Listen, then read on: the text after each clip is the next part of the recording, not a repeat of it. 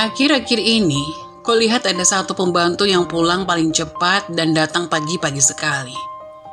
Ia seorang wanita yang baru bergabung menjadi pembantuku 3 bulan lalu. Kalau tidak salah, namanya Lulu. Pagi ini ia datang paling awal, langsung meletakkan belanjaan di dapur dan menatanya. Istriku yang masih mengenakan baju tidur bersiap memasak, memakai celemek, dibantu Lulu untuk memasak. Pembantu yang kupunya total ada 5, yang satu sebentar lagi pensiun karena beliau sudah tua. Sekitar 50 tahun dan sudah menemani keluargaku sedari aku kecil. Ia diminta ibu untuk ikut ke rumahku menjadi pembantuku. Pembantu baru bernama Lulu, usianya menginjak 24 tahun, sedang kuliah. Tengah menjalani skripsi, ia kuliah menggunakan metode baru yaitu online. Maudi adalah istriku. Ia wanita karir yang kupaksa menikah denganku karena khawatir akan menikahi pekerjaan. Bersyukur ia sekarang bucin dan mencintai dengan tulus. Bu, saya pengen mangganya juga. Lulu bercanda, menunjuk mangga muda yang menjadi kesukaan Maudi karena saat ini ia tengah hamil. Maudi terkekeh. Ia selesai mengupas mangga itu, memotong menjadi beberapa bagian dan menyuapkan satu potong ke hadapan Lulu. Lulu sungkan. Ia merasa statusnya tidak pantas. Tapi Maudi tidak peduli, memberikan potongan mangga itu ke tangan Lulu. Kamu ini kayak lagi ngidam aja lu. Kakakku melihat Maudi dan Lulu berbagi mangga. Maudi menoleh ke arah Lulu, menatap Lulu dengan penasaran. Ia menggoda Lulu. Pasalnya pernah melihat wanita itu berkencan dengan seorang pria di kafe. Enggak kok pak, saya sibuk kuliah, ini lagi skripsian, Lulu berkata canggung. Kami bercanda lu, jangan dipikirin, ucap Maudi menepuk bahu Lulu. Kembali berkutat dengan peralatan dapur.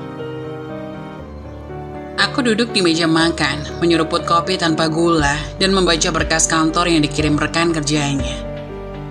Sarapan sederhana dari istri tercinta tersaji di depan mata.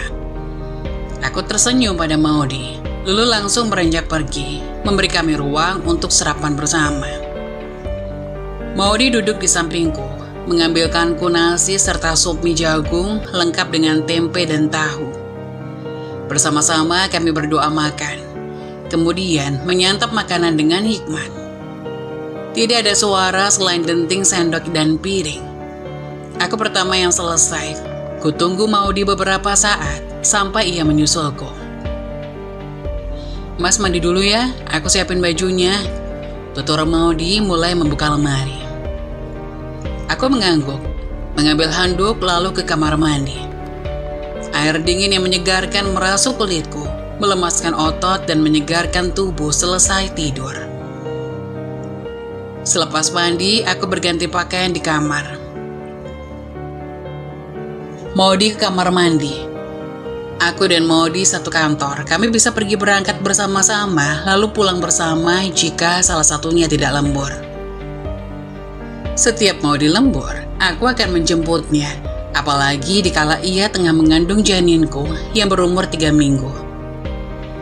Dokter bilang masih rawan keguguran, jadi harus dijaga dengan baik. Sebisa mungkin aku menghibur Maudi setiap pulang kerja supaya tidak stres dan mempengaruhi kesehatan janin. Ayo mas. Maudi menenteng tas dengan pakaian rapi. Ia berjalan anggun ke arahku, meraih tanganku untuk dirangkul. Dengan senang hati aku menuntunnya masuk mobil. Aku berjalan memutar ke dalam mobil, mengemudikan mobil keluar pekarangan rumah. Kami bekerja di tempat yang sama, mempermudahku menjaga Maudi jika ada apa-apa. Gelagat aneh Lulu berlanjut hingga sebulan. Kulihat dia gelisah.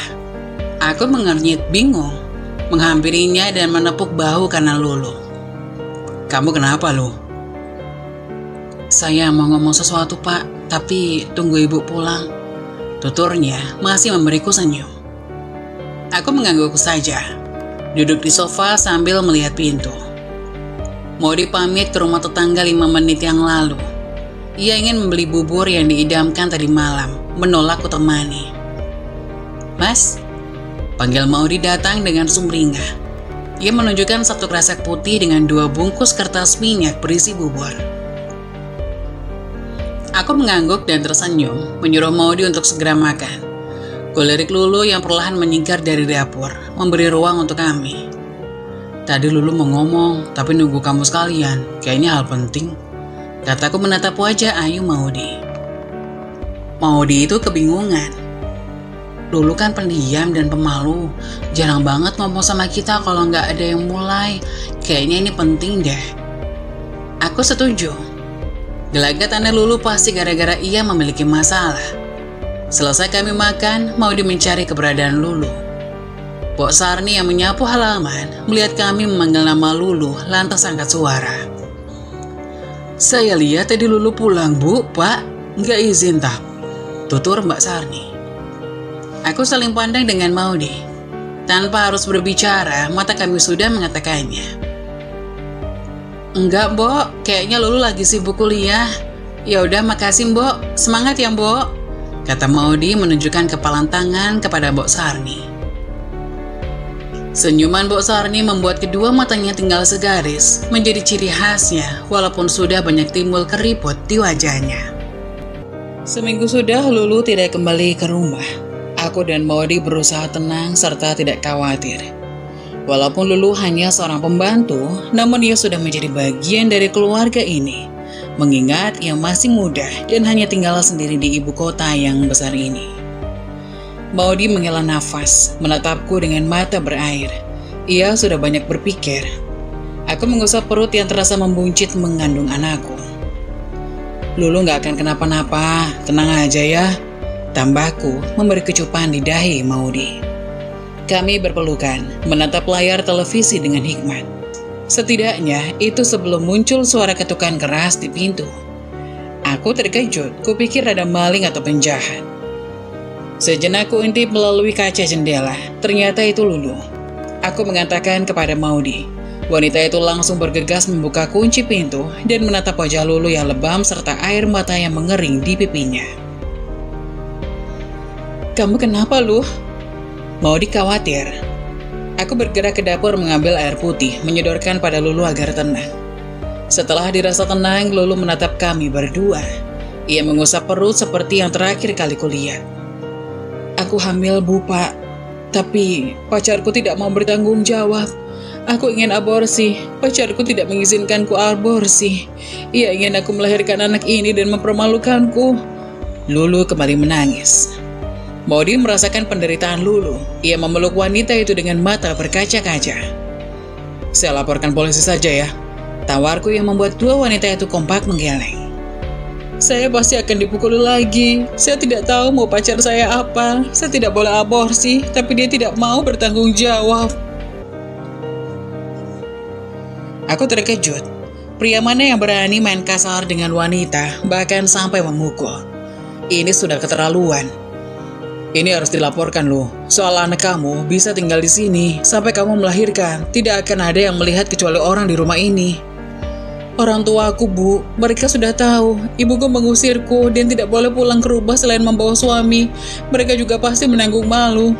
Aku sangat menyesal, Bu." Lulu memohon-mohon. Ia berderai air mata di pelukan Maudi. Aku turut bingung solusi apa yang bisa membantu Lulu. "Pak Rio mau menikahi saya," celetuk Lulu yang membuatku kaget, apalagi Maudi. Ia langsung melepas pelukannya dari Lulu begitu saja, menatap wanita kuliahan itu dengan tidak percaya. "Apa maksudmu, Lu? Mas dia suamiku." Aku diam 1000 bahasa. Mendengar tolakan Maudi yang tegas, Lulu tak mau kalah. Ia menunjuk perutnya. "Aku hamil, Bu. Butuh suami. Hanya Pak Rio yang bisa diandalkan. Hanya sampai aku melahirkan anak ini saja, Bu. Saya mohon, Bu." Lulu memohon, menangkupkan tangan di depan Maudi. "Kamu jangan lupa, aku juga sedang hamil loh. Pikirkan perasaanku. Aku istri Mas Rio, dan kamu berani meminta Mas Rio menikahimu di depanku?" Maudi marah. Tentu saja. Istri mana yang mengizinkan suaminya menikah lagi? "Saya tahu ibu sedang hamil, tapi ibu nggak malu dengan kehamilan itu. Sedangkan saya malu, Bu." Lulu malah semakin memaksa. Kulihat wajah Maudy sudah menunjukkan ketidaksukaan terhadap Lulu. Ketika kalian menikah, siapa yang merasa paling malu nanti? Saya, istri Mas Rio yang duduk di kursi tamu, dan kalian tersenyum bahagia di pelaminan. Apa kata orang lu? Maudy mulai menjerit. Ia sungguh kesal dan sakit hati. Bu, lu, sudah. Kamu bisa tinggal di sini malam ini, saya mau ke kamar. Aku menarik Maudy pergi ke kamar. Tidak kupungkiri, ini masalah serius. Maudy yang tengah hamil dan Lulu yang juga hamil meminta aku menikahinya.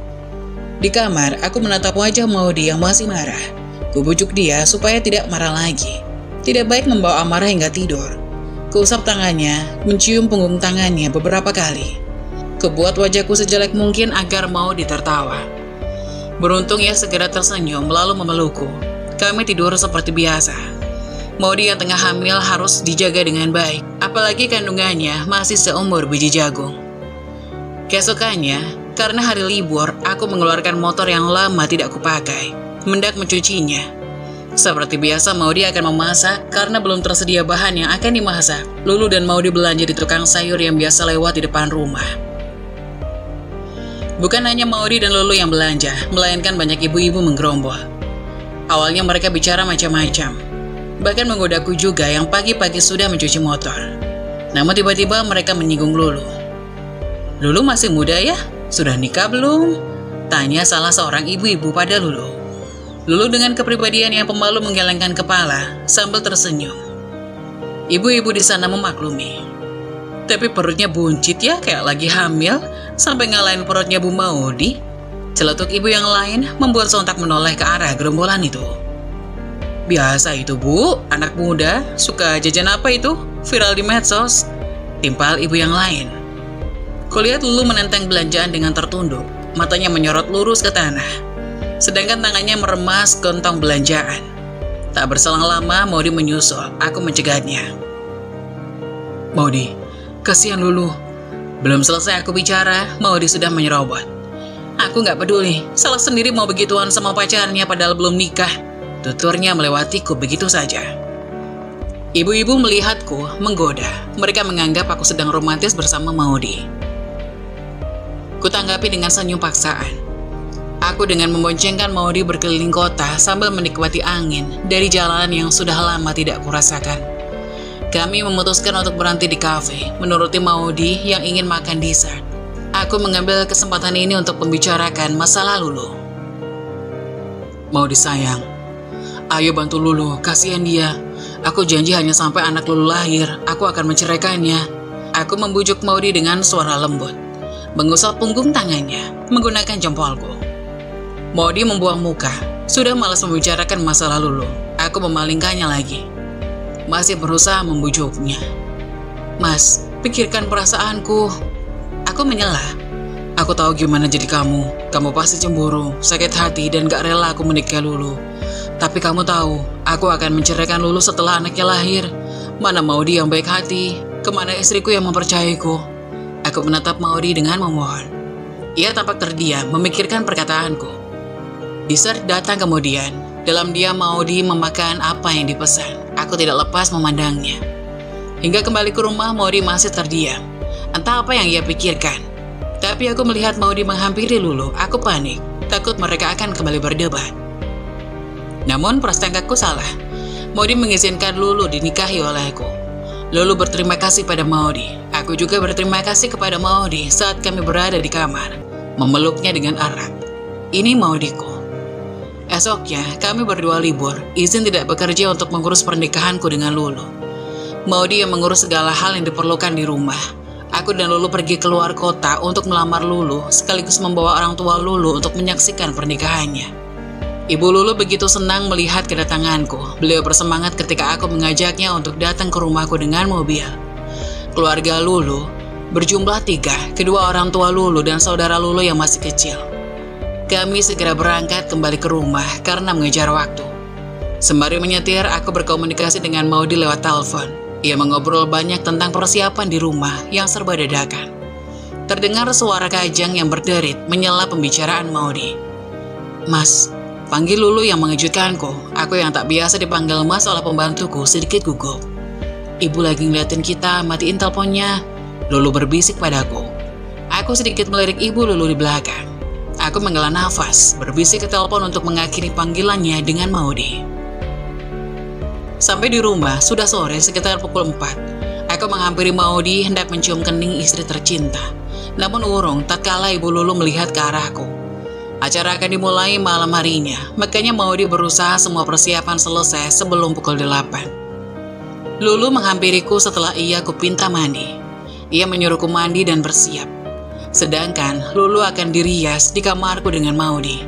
Lulu sempat menyapa Maudy yang masih sibuk mengkoordinasikan tempat pernikahan. Yang paling penting ialah pelaminan. Tak kusangka acara pernikahan berjalan begitu saja. Para tamu undangan hanya beberapa, tetangga dan orang tua Lulu. Tidak meriah namun sederhana. Saat ini aku di kamar pengantin bersama Lulu. Sehingga aku tidak tahu keadaan Maudy yang menangis di dalam kamar, memegang gumpalan daging berlumuran darah. Terdapat tali panjang yang terhubung ke dalam dirinya. Maudy keguguran.